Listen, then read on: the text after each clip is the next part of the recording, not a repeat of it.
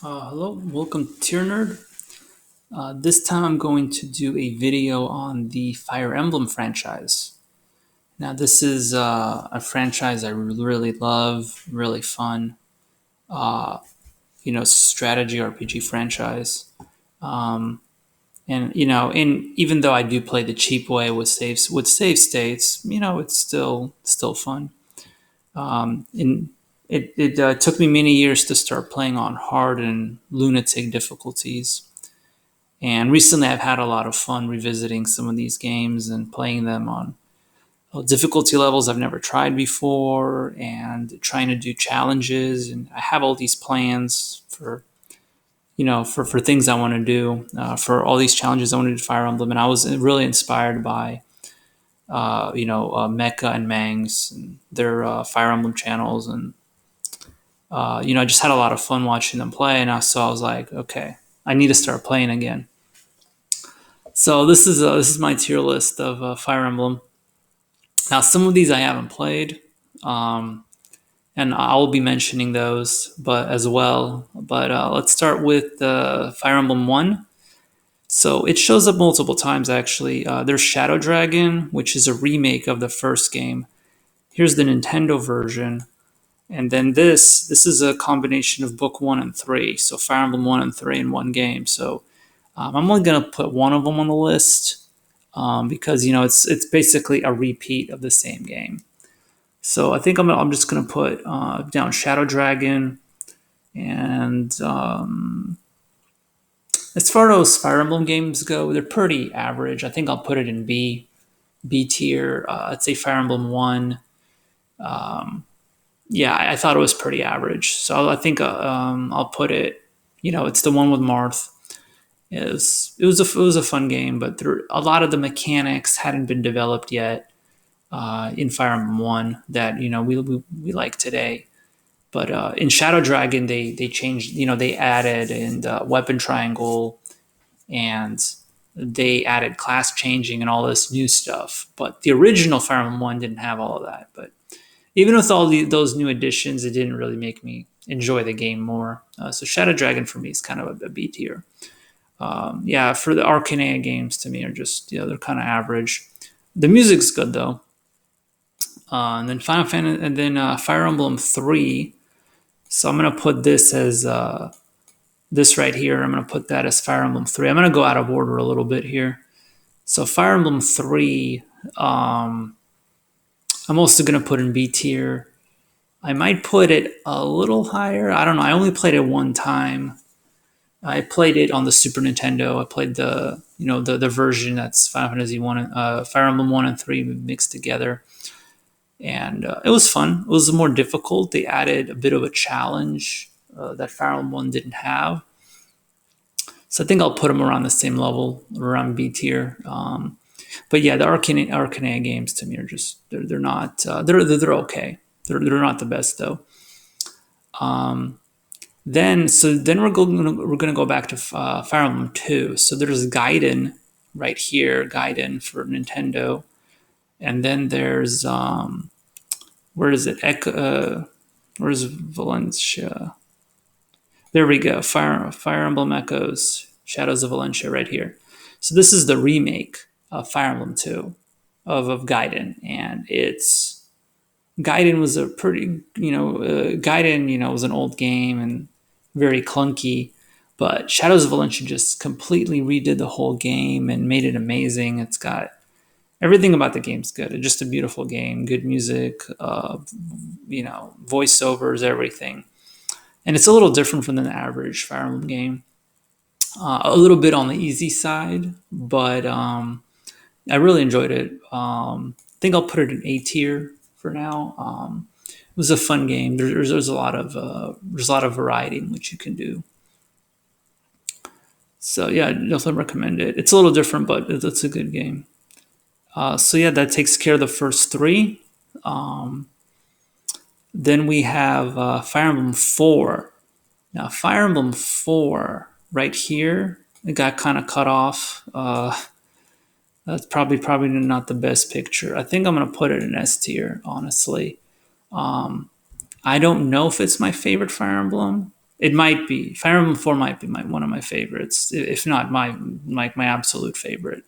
Fire Emblem 4 is a bit of a weird game. You've got these giant maps. There's only 12 maps in the whole game, but they're huge. They take hours to finish.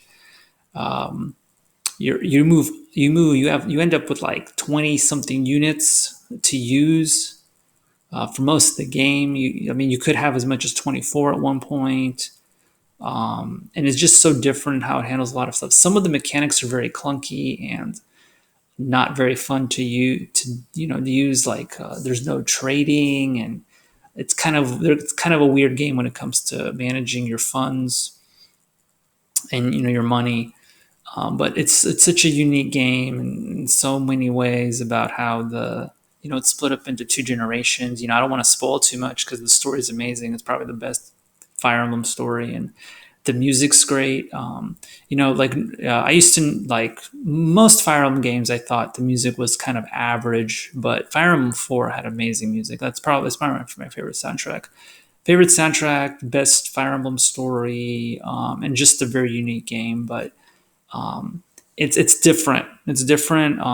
It's a kind of an acquired taste in some ways. Some people don't like it, but Fire Emblem 4 is really, I think it's an amazing game. I did. If you're a Fire Emblem fan, then definitely something you want to play at least once. Yeah, so that's Fire Emblem 4, and then Fire Emblem 5. Let's see, where's 5? Right here, yeah, with Leaf, right here, Fire Emblem 5. So I played 5. A lot of people say it's the hardest. I don't know. I use save states, so it's kind of hard for me to judge the difficulty. But they say it's the hardest on normal difficulty level, and it's kind of a fun game. Like there's a lot of unique strategies you can do in 5 that you can't do in other games. Like you can capture and get enemies' weapons, and yeah, it's kind of a cool game. I don't know where to rate it. I thought it was I liked it more than Arcane games. Yeah, I think I'll put it in A tier. I think it deserves that. It's kind of it's a game that has some attitude to it, and it's definitely pretty memorable. I only played it once though. A lot of other Fire Emblem games I played multiple times, but I've only played Thracia once. Probably should play it again at some point. Now Fire Emblem 6 right here, Binding Blade. So this is one of my favorites. I don't know if I'd put it above Echoes. I don't know. Like, I don't know why it used to be my favorite. Like, I mean, looking back at it, I don't really know, but I think it definitely deserves A tier. It's got a good level of difficulty. I think maybe almost as hard as Thracia. I just maybe on normal, I sometimes even thought it was harder than Thracia. And Fire Emblem 6 is pretty fun. It's got Roy. It's got some of that old school difficulty Fire Emblem games, and it's got a decent story too. But yeah, it's got it. It's like all games, it's not perfect, but I would definitely give it an A tier. Maybe above Shadows of Valencia. It's kind of hard to decide. I think I'll put it higher than Shadows of Valencia. I think I'll give it an A tier. I think it might be my second favorite. Let's see what else we got here. Yeah, let's try Fire Emblem 7. So the Fire Emblem 7, this is the Fire Emblem that everybody remembers because it's the first one that came out in America, and this is where a lot of us started. Playing Fire Emblem. The original, to us, this was the original Fire Emblem, and it was only later we found out like, wow, there's all these other Fire Emblem games, and they never got translated into English. That's why there were a lot of fan translations afterwards. That's how I ended up playing all these other games. But this was the first one, so Fire Emblem 7, and it's a good game. I like it more than the Arcanea ones. I think I would give it A tier. Kind of lower, not as good as 6. It's kind of. I mean, looking back at it, I mean, it doesn't. It's not. It's kind of average as far as the other problems go. I think I'll put it a little below Thracia, but I still probably A tier. You know, it's because of nostalgia. I think I'll give it a low A tier. Then we got Sacred Stones. Sacred Stones is kind of fun. It's it's one of the easier ones. I think it's a good starter Fire Emblem because it's not that difficult, and it lets you grind endlessly, which I don't recommend because that just destroys the difficulty level. And you've got a nice post game, which that's kind of unheard of for most Fire Emblem games to have a post game and that you can play. And the storyline's pretty short, so it's a nice, fun, short Fire Emblem game. I don't know if it's better on 7, maybe high B tier. I don't know. I played it recently. I think I have a little more respect for it now. I think in old days I probably put it in B tier, but now I think a little more highly of it, and I think I'll put it in A tier. Some maybe even higher than 7. I can't really decide on that, but I think it's a little more solid. I think it deserves more of an A tier these days. Then we got Fire Emblem 9. So I was 8. Now I got Fire Emblem 9, which is Path of Radiance now.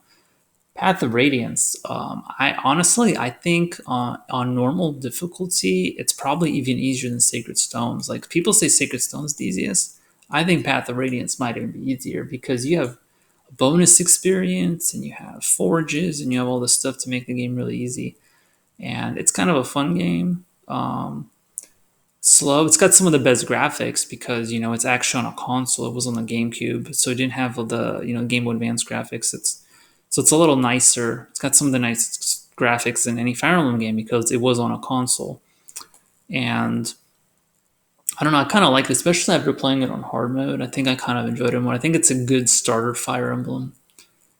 It's really easy to get into just how the game works. I think definitely A tier. I don't know, like looking at it back, I think after playing it second time, I think I might even put it on S tier. Like I just kind of enjoyed it more. And another thing, maybe Sacred Stone should be higher. Nah, I think I'll leave it. I think I'll leave it like this. Like I don't know. It might be higher than Binding Blade. Kind of surprised. Like after a second playthrough, I really did enjoy it. The first time I played Path of Radiance, it was just kind of average. Second time, I thought, hey, you know what? This game's pretty fun. So I think I might put it in S tier, maybe higher than Binding Blade.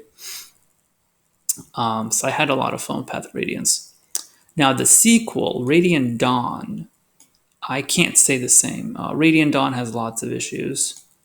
In Radiant Dawn, or Fire Emblem 10, they split the game into several sections. You have several armies, and they merge together, and it just seems kind of haphazardly done, and the difficulty spikes all over the place. Like you have some really difficult chapters because you're using your bad units, and then the Dawn Brigade. Any chapter of the Dawn Brigade, it's like they're just awful.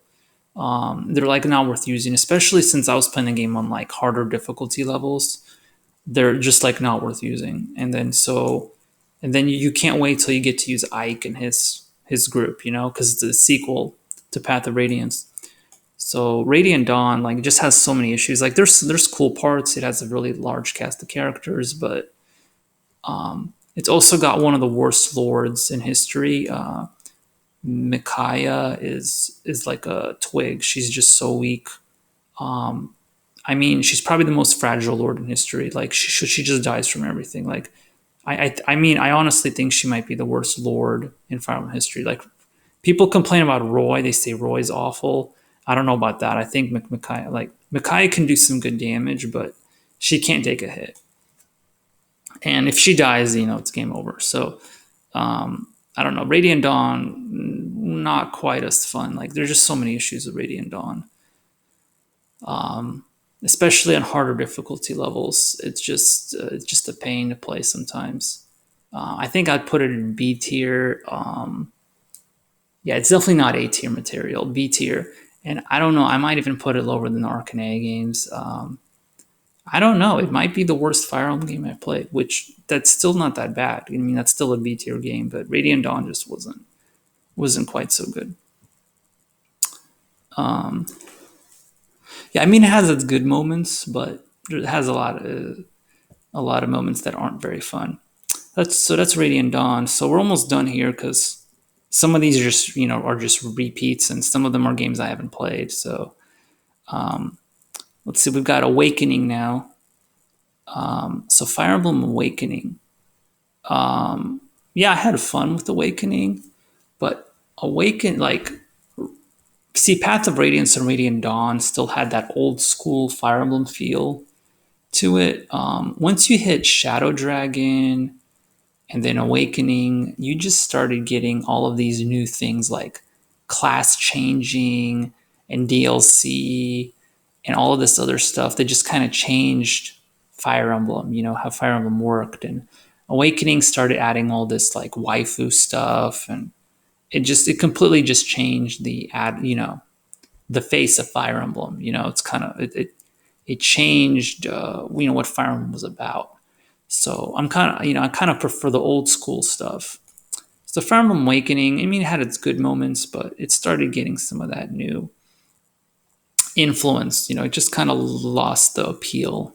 So it's definitely a B tier. I couldn't put it in A tier, but it's still got its decent moments. You have the most overpowered Lord in Fire Emblem history. Robin is just like completely overpowered, and the difficulty is just spikes are just ridiculous. Like on higher difficulty levels, you just solo the game with Robin, like pretty much, because it's just like not worth leveling up anyone else. Um, let's see. I mean, it has its good moments. There's a lot of variety in Awakening, so I have to give that to it.